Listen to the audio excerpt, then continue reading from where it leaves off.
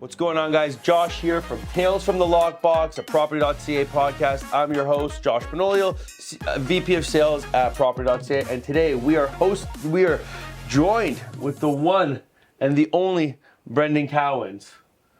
Good morning, Brendon. How you doing? I'm well, man. I'm well. Doing good? Good morning to you. Yeah. You're finally here? Right? You're on the other side.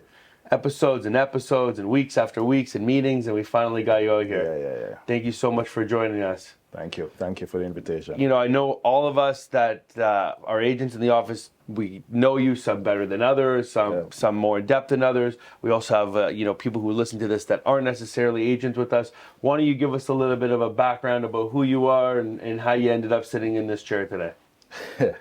Well, in 10 words or less. No, joking. 10 words, right. Originally from Jamaica, came here in my teens, went to university, went through the whole shebang. I don't know if we'll get into that. I got into real estate 7 years ago. Brokerage, and the only brokerage I've been a part of happily is Property.ca. So my child of the product. I've had various stints throughout the way. I've progressed very quickly from the beginning. You know, I've shared responsibility in management as well. And yeah, it's been a fun time. So here I am. That's amazing. And I think there's something that I know about you that I'd actually like to hear you talk about a little bit is when you made your transition from being in the business you were in before to transitioning into real estate. Can you tell everybody how you kind of came up with the decision of actually going into real estate? Because you've told me this story before, and I enjoyed it. I think other people would enjoy it as well. Right. So you know what I was doing before, but for those who don't know, I was in IT consulting prior to this. So I went to school and I did specialized information technology. I got into the field of doing consulting for law firms specifically, and I was certified in many different types of software to help people manage their practice better. And I did very, very well there from a young age. Had lots of mobility to do a lot of things, and it was a lot of fun. Towards the end of that particular venture, it just didn't feel as good as I wanted it to feel. And when I wanted to make a change, one of the things I think I spoke to you about was I literally just reached out to all of my network of people that I respected and were in different types of industries. So people that were running nuclear plants, people heads of banks, people in restaurant industry, people in real estate, people all over the place, right? And I sat down with some really good friends and just took them out for a drink. Sometimes it was coffee, sometimes it's beers and foods. And I just literally asked the question, what's your life like? And yeah, my agent at the time was Andrew Harold, who played football together. Some of you actually know him. And I've known him for north of 15 years, probably closer to 18. And he helped me buy my first place. So when I sat down with him and he told me what his life was like, I'm like, I kind of like that. Amazing. And I jumped in. Yeah. And I think that speaks to the concept of surrounding yourself with people you want to be like, or almost manifesting where you're going to want to be, right? Right. That concept of if you already create the environment of where you want to be in 3 years from now and start living in that future self now, you're going to get there, right? If you start acting like that person. So it makes a lot of sense when you're looking at a massive career shift of saying, hey, I'm going to identify what somebody's life looks like to me that is where I want to be and how I want my life to look like, and actually creating yourself the opportunity to jump into that based on, having that experience. Yeah, no, I agree. Amazing. Well, that's a fun one. And I think another thing that you mentioned there, which, we not only work together, but we're friends, and I actually look up to you in many ways, and there's different things that I learned from you, and maybe vice versa. But one of the ones is you're very good at asking questions. We've talked about it many times, and you ask very specific questions. Right. How do you put that self in a process? I think a lot of people like to talk a lot, right, and don't listen. And then when they do ask a question, they maybe ask too many. But I find that you always ask that right question, and they challenge people in some ways. So, or not challenge, but they put them in a position where they actually have to think about it. I've heard many people say to Brendon's answers, "Wow, that's a really good question you've asked there." So how does that come about? That's a good question. Yeah. I learned from the best. Yeah, that's tongue in cheek. However, I'd give credit to some of the authors out there. I've read some good books, and even just influence around me. I've had good tutelage from close family members. So a book that I would definitely recommend reading is Dale Carnegie's How to Win Friends and Influence People. That's one of my favorite books for sure. I learned a lot there. In regards to communication, I come from a family where we're not big people. I mean, I'm literally the biggest in my family, and I'm like 30 pounds heavier than my father, for example. So, physical presence wasn't our big thing. But energetically, they can move massive groups of people just based on communication. And I learned that from a young age that, being able to communicate effectively can carry a long way. And that is why I just, zoned in to try and pretty good at that. It can diffuse a lot of situations, right? And then also cause a lot of people to be interested in you and vice versa. So that's, my father was a good example, and reading from different mentors. I like that. Inspiring, moving, and using energy to definitely. And Mental I do a toughness. lot of personal growth, like you have tragedies early in life or any point in life. It will get you to start thinking differently, have different perspectives. So I went on that whole journey of being a better person, at least self-growth in my early 20s, like best friend dies in a car accident and you start to question, what are we here for? Like one second you're with him and then like the day after he's not there, just dies in a tragic car accident. That kind of stuff will change force you. you. Yeah, it will absolutely change you. Yeah, like people change. I don't remember that exact statement, but I've heard it so many times. It's like people change under like three conditions. Like you have to, you really want to, Right. or you think you need to, or you get that. I don't remember, but I know that one of the biggest ones is like, obviously you're forced to. And I think even me personally, being forced to change or a traumatic or just a very big experience puts you in a position where you take massive changes, right? Yes. And it's like an Advil of humbleness, Yeah. right? It's like yeah. the magic pill of humbleness it's an unfortunate, but something traumatic happens to you, and you'll see how quickly things around you, your perspective will change, right? 100%. In a second. What are some other things that you would attribute to, like, you're a very successful guy, like you said, you one of the top producers, many years of this company, huge sales volume. You've been involved in the corporate level of things, still are, and involved in the senior leadership of this company now. You also have your own businesses, and you outside of real estate in the food business. What are some of these things that are the recipes that add to that success, maybe even on a daily basis? Let's not go big level of like life-changing experience. What are some of the successful recipe pieces that you bake into your cake on a daily basis? Also a good question. In regards to just my daily practices, one of the things I used to, especially when I just started real estate, could pat myself on the back on was discipline around doing the right activities for long periods of time. So right now, my current self looking back on my previous self would be somewhat ashamed because what I did to get here was not exactly what I did to get here is not what I'm currently practicing. But on the flip side, I've evolved into a different type of person. So I don't have to be doing certain things that I was doing to on the up and up to where I am now. So for example, as a real estate agent, when I just came in, I had nobody to call, right? And I also had an identity crisis where everybody knew me as this IT guy.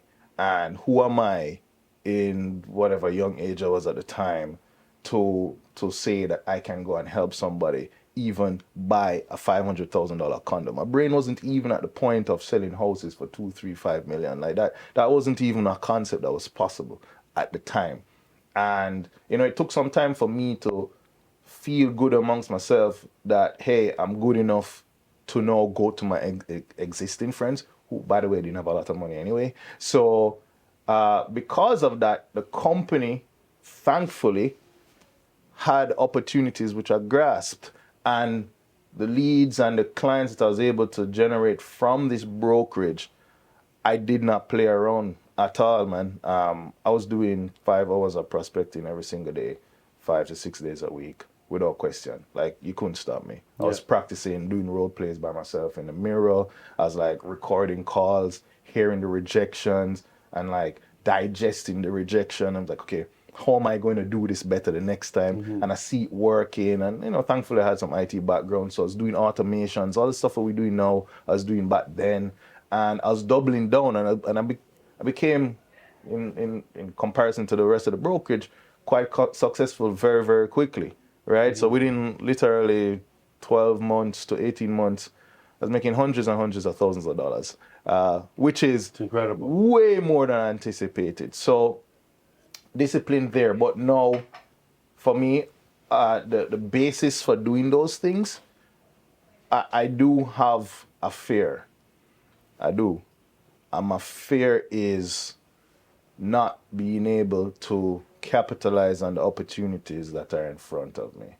When I was younger, I got a second chance at life, and I feel like every second that I spend is necessary to be the best for myself. And I feel like if I don't go out there and progress, then, I didn't deserve that second chance. My mother didn't deserve to, I shame in my family, essentially. And that's the fear of... It's a lot of pressure. Yeah. And that's self-inflicted, by the way. That's self-inflicted. But that's what high achievers do. We self-inflict ourselves with pressure. And because of that, it doesn't matter. I work all the time. Good work, healthy work for me anyway. And it gives me purpose. One of my books that I do like is Viktor Frankl's book, A Man's Search for Meaning. Austrian guy, locked up in the Nazi concentration camps, and he's able to articulate how he's able to have hope and also different perspective. Dare I even say certain moments of joy being locked up in a Nazi concentration camp. Those kind of perspectives, life is just a beautiful thing, man, no matter which situation you're in. Yeah, so why not just grasp it, It's funny that you say that. I saw a clip the other day of Andrew Tate. Yeah. You know Andrew Tate? I do. And he got arrested, and he was put in a Romanian jail. Yes. And he said, I'm sitting in this Romanian jail. How did I get through it? How did I get the power? And he goes, watching 3 suicides in my first week, getting food thrown at us by the guards, peeing in a hole, whatever it was, sleeping on the floor, all these different things. The one thing that actually brought him back to his center every day was that he continuously thought about, where's a worse place I could be than here? And he's actually in one of the worst places you could possibly be. And the truth of the matter is, there are worse places. Absolutely. There's definitely worse places. And I think recognizing that, and again, it comes back to humbling yourself and how you do that, but, creating that environment of there's worse. And I think as a high achiever too, it's like we put these pressures that are created and they only exist within us. Yes. No one else is walking by you and being like, oh, that guy didn't do his best today. You know what I mean? Well, you only sent 4 emails and you should have sent 16, like no one's checking in on that. We create that, and that pressure, I find it to be like a balancing point that needs to be managed, right?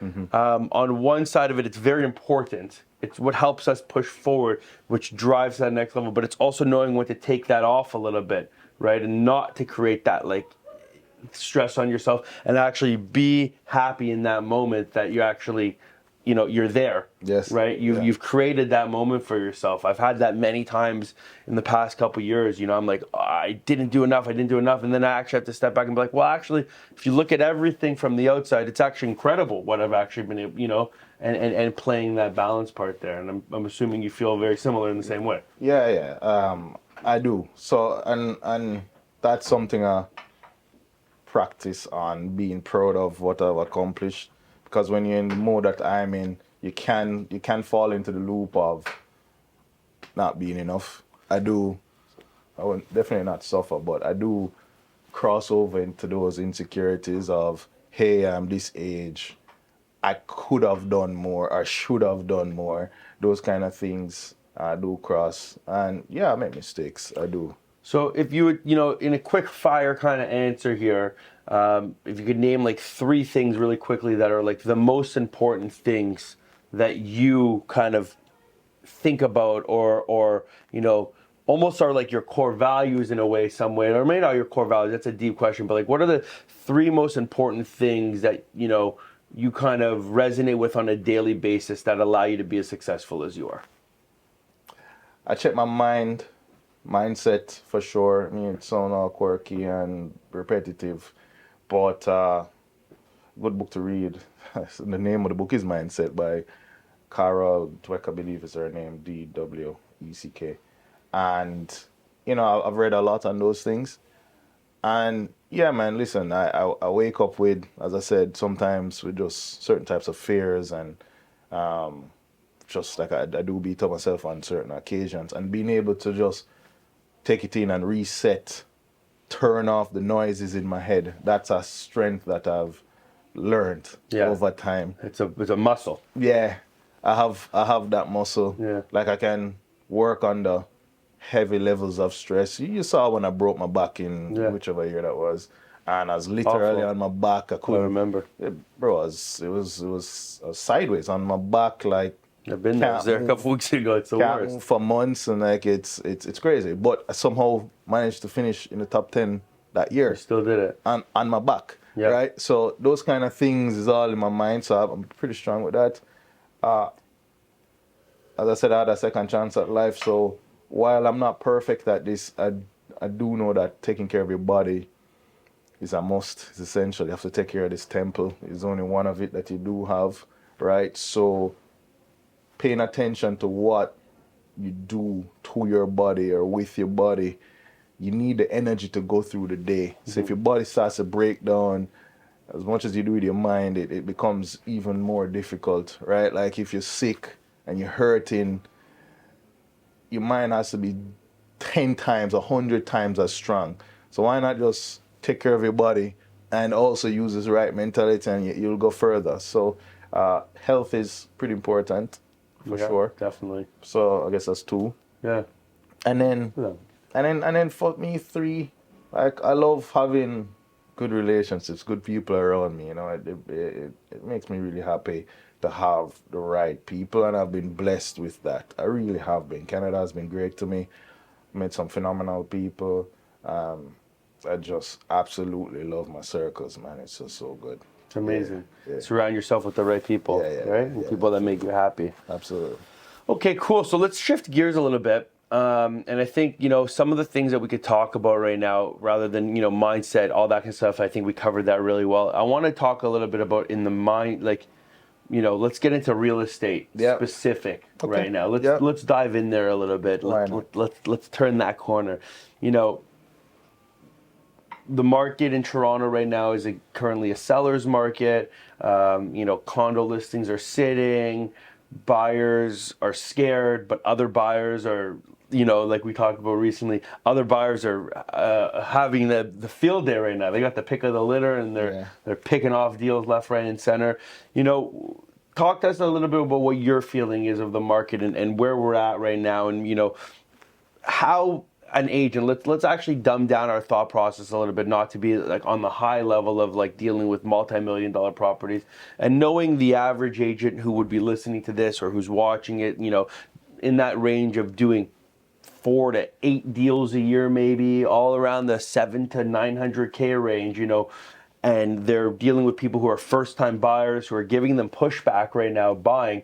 How can an agent right now navigate that? Right? What can an agent do today that they're getting pushback from their clients saying, "Oh, I'm going to wait till rates come down"? How can an agent work in an environment where they can actually still do business, or what can they do, or some actions that they can do to get through that?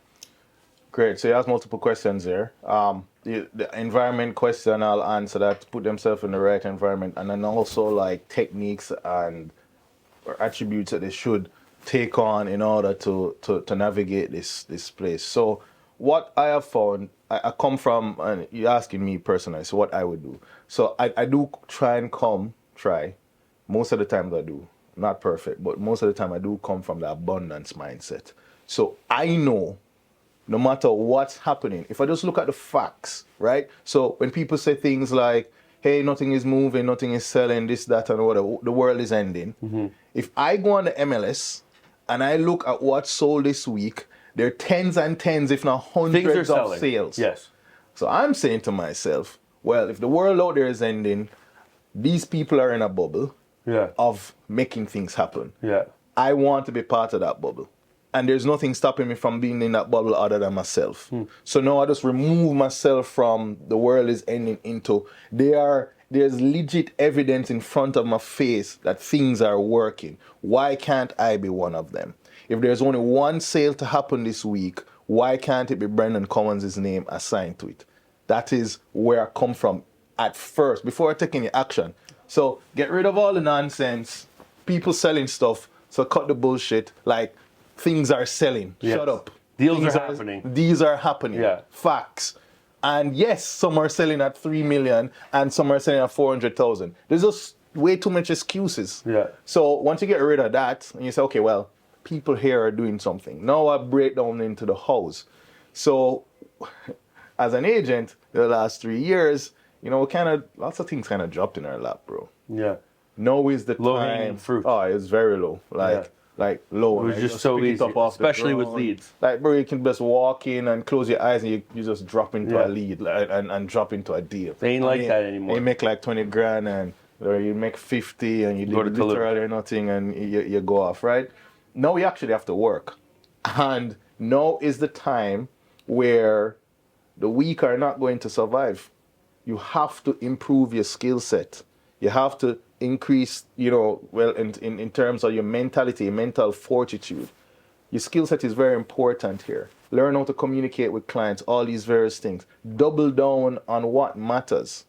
So I understand that prospecting is the thing we have to do, right? It's the number one step in real If the estate. brokerage is already having the funnel of the leads coming through, at least for me, one channel is, hey, Property.ca is providing clients for me. You can decide to take on maybe other 3 pillars or other 3 channels. But if you're an agent who has nothing, at least try and be very good at funneling and converting one of the channels, which is what the brokerage is giving to you. So if the leads are coming in, learn to be really, really good over the phone and even better at following up, because you cannot fail over time. You do it repetitively over time, that will work. You start to make some money, start to feel good about yourself, your confidence builds up, and then now you say, okay, let's open up another channel. So, okay, now that I have this funnel coming through and I'm pretty good at this, well, all right, now let me touch into the online social media game.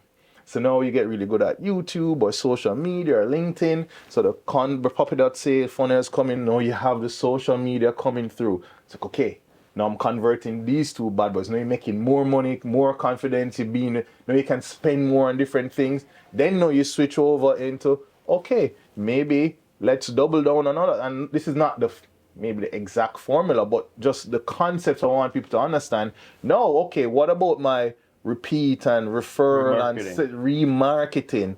So now you have these 2 funnels coming, maybe not in that order, but these 2 funnels coming. Now you can add the third one of the remarketing. So you have the Property.ca, you have the remarketing, you have the social media, and then now you have maybe third-party relationships. Or farming or whatever. Farming. You get what I'm saying? Of course. Master like one domain.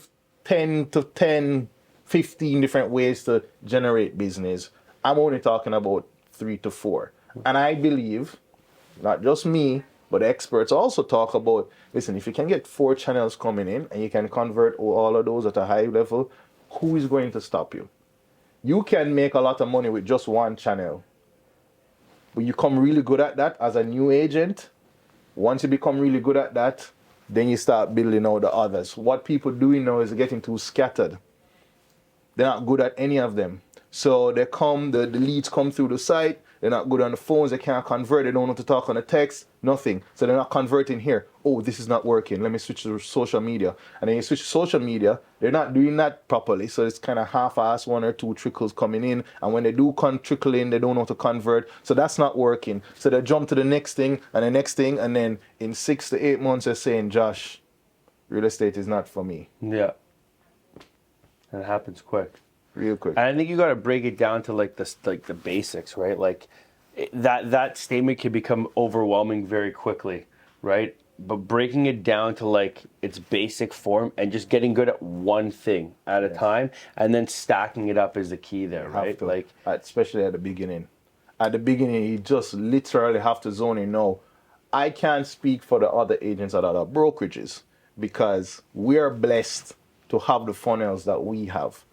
I do get it that if I was a part of another brokerage, I probably would have started off by trying to grow 2 or 3 funnels at the same time and then trying to convert those. I'm not saying that that can't work. I'm giving you personal experience. And if I can double down on a funnel that is constantly being provided to me, why am I focused on going multiple other places at the beginning? Later on, you absolutely should. But at the beginning, you're talking 4 to 8 deals. I can do 20 deals with one funnel. Well, you do. you make hundreds of thousands of dollars and you don't have any posts on social media. I don't have an Instagram account. Exactly. Not that I'm proud of it, but I get the point. It's working. It is what it is. You mastered one domain. And then when I eventually get to social media, lookout world, right? But I do know that for me, I know where I'm focusing right now, and that social media box I haven't opened. I haven't. You do a very good job at this, and maybe when I eventually switch over, which is some at a time, I will come and talk to you and figure it out. And you'll be better than me probably. It's okay. Time will tell. But right now I don't have it. Yeah, and and I put a lot of eggs out in the. I think it actually relates back to what you said there. It's like, it's abundance. It's a volume game. The more seeds you plant, the more fruit you're going to get eventually, right? And that's how I look at all of it with social media. It's like, you got to try all these things. You got to put all the pieces out there, right? Right. But I think I want to just revert back to something you said very important there. As an agent out there right now, it's not what it was. The marketplace is not what it was 2 years ago. It's tough out there.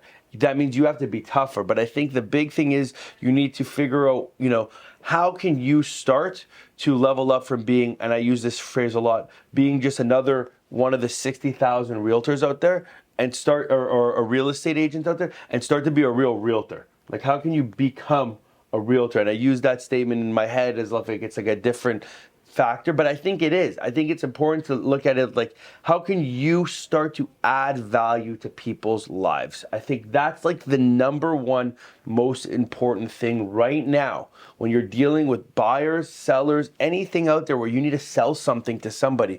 You need to identify how you can add value to the receiver's life.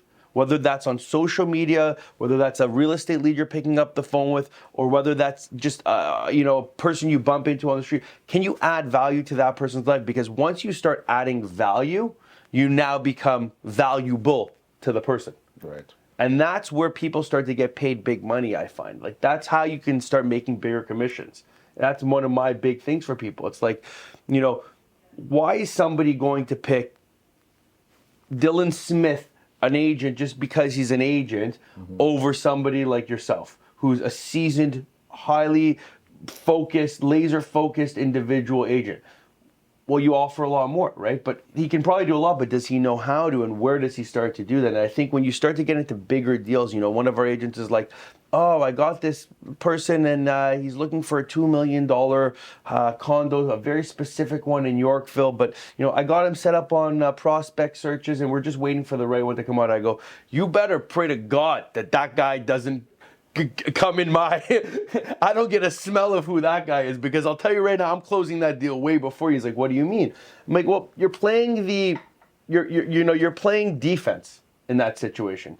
You're waiting for somebody a listing to come out, and you respond to the guy and you say, hey, the listing we've been waiting for 3 months comes out and let me take you to go and see it.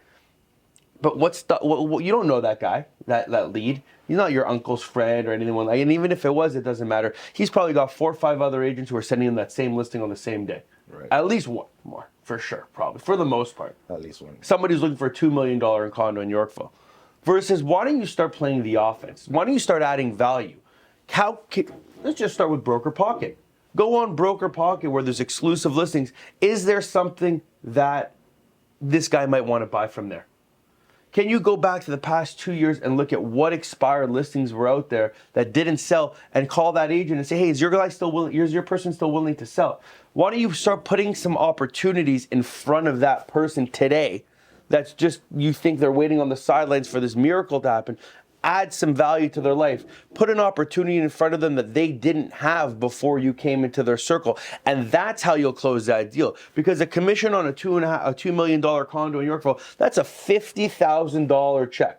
And they don't hand those out too easily. That's the average person. I think the average North American salary is like $36,000, something like that. Maybe in the 40s now. Maybe 40s, let's call it 40,000. So you're looking to make a check for $50,000. That's more than the average North American salary in one deal.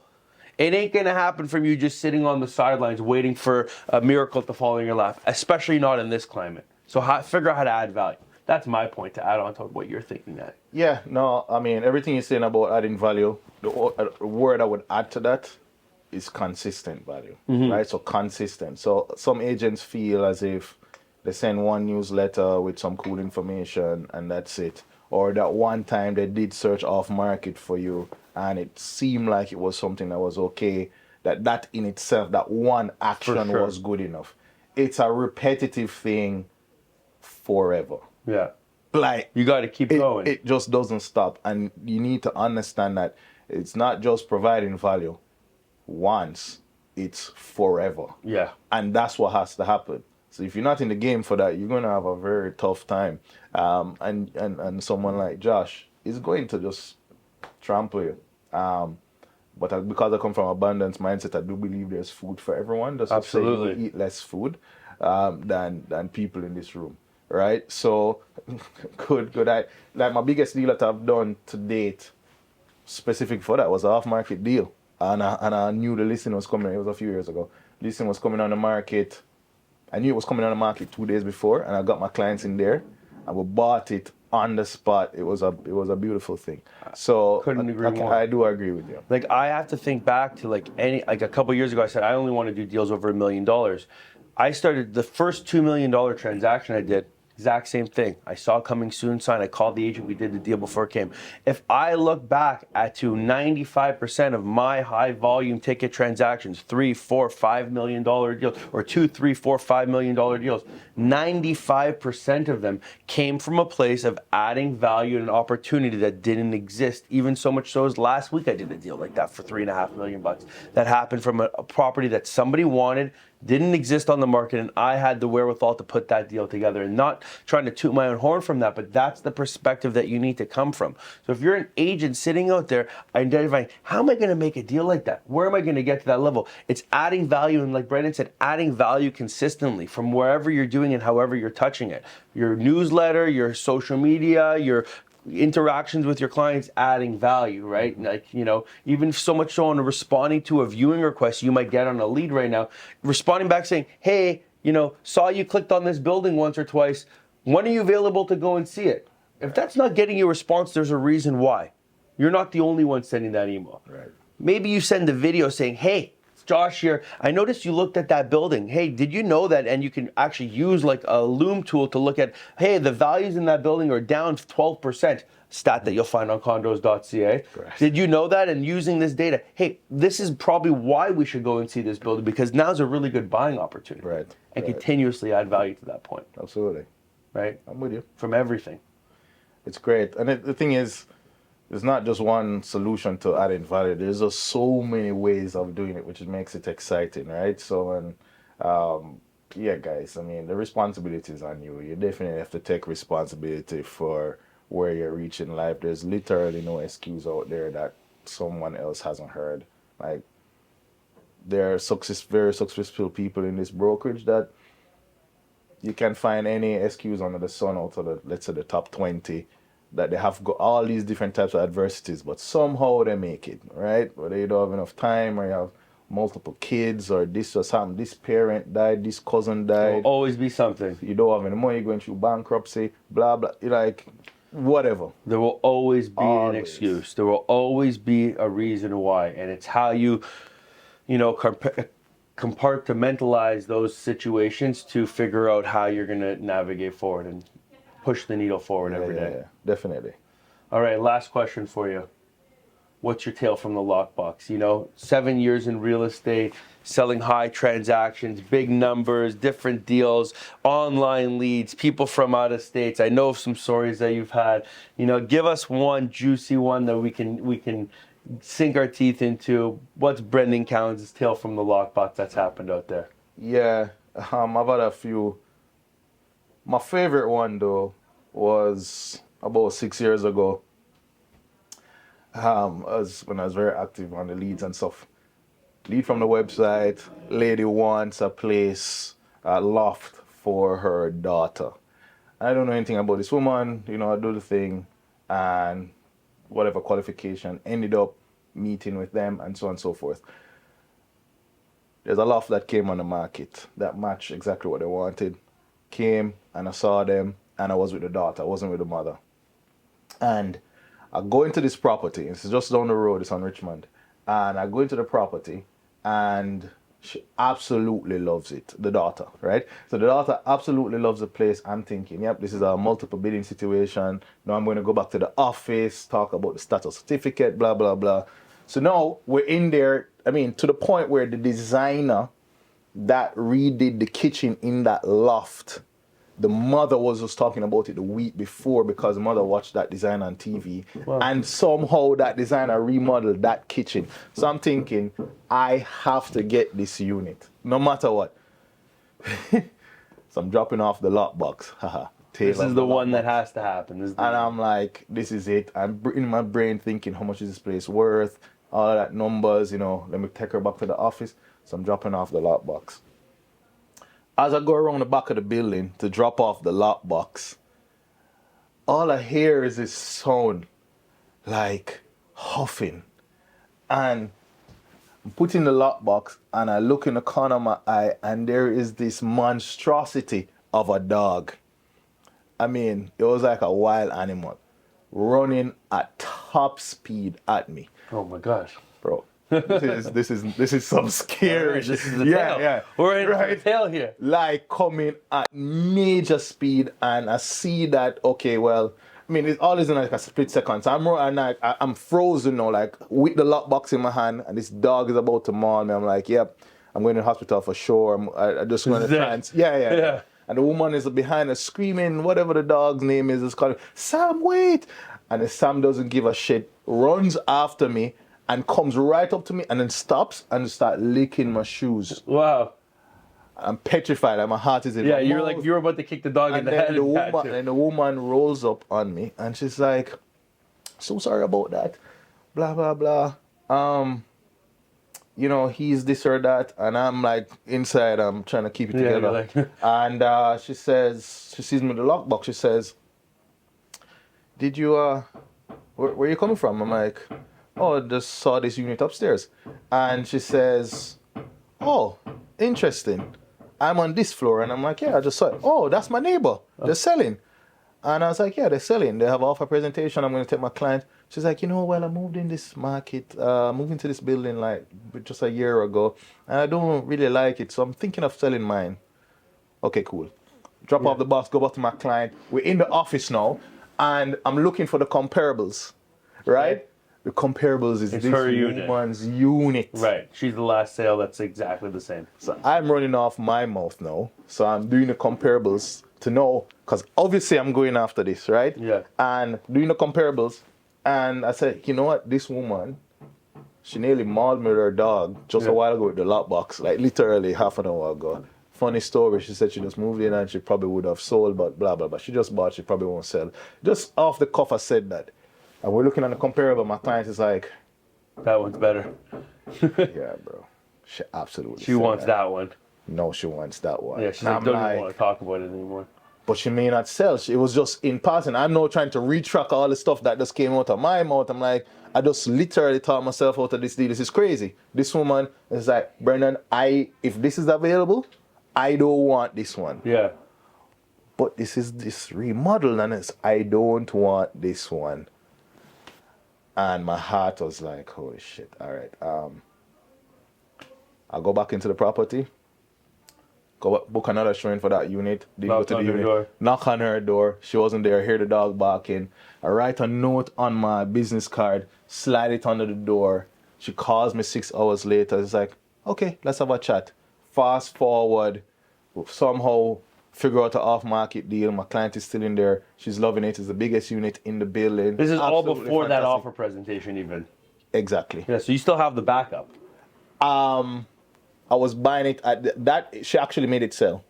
So while we're doing the negotiation, that fancy one did sell. And when I saw the price, it actually helped me in my favor because it was off market.